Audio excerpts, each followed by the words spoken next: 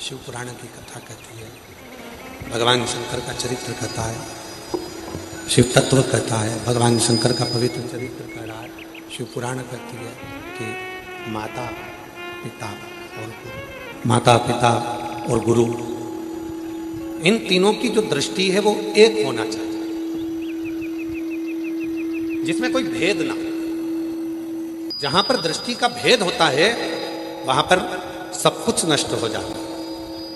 इसलिए माता हो, एक माँ के लिए सबसे बड़ी बात होती है उसके अगर 4 बेटे हैं, 5 बेटे हैं, 3 बेटे हैं, 2 बेटे हैं, 4 बेटे हैं, 5 बेटे हैं, तो माता की जो दृष्टि होती है वो सम होती है। मेरे लिए बड़ा भी बराबर है, मंजिला भी बराबर है, संजिला भी बराबर, छोटा भी बराबर है, बड़ा भी बराबर, इसमें भी बराबर है।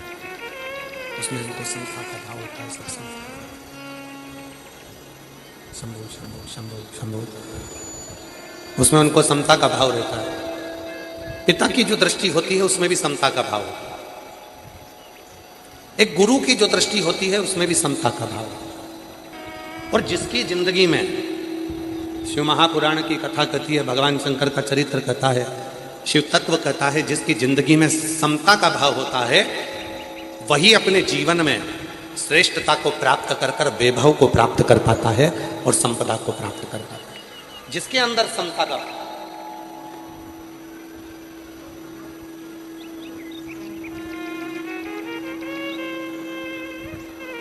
गरीब अमीर दोनों में समता हो, बड़ा छोटा सब में समता हो, सब में समता का। और बहुत अच्छा लगा महाराज, माननीय मंत्री जी को मैं इस चीज के लिए धन्यवाद देता हूं कि इस पूरी कथा में समता का भाव रखा गया।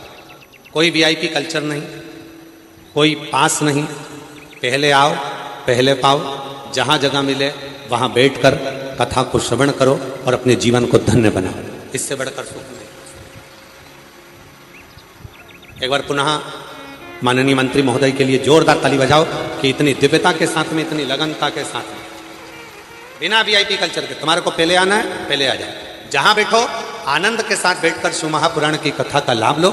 गरीब अमीर बड़ा छोटा सब में समता का भाव हो, यही शिव पुराण की कथा कहती है, यही शिव पुराण की कथा। सब में समता।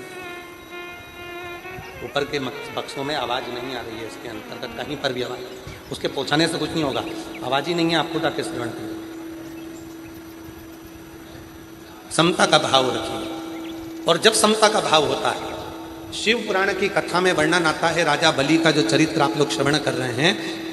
गुरु की दृष्टि एक, माता की दृष्टि एक, पिता की दृष्टि एक, और जिसको अपनी जिंदगी में बहुत उन्नति की सीढ़ी पर चढ़ना है उसको अपनी दृष्टि को एक रखना होता है, समता की दृष्टि रखना, समदृष्टि।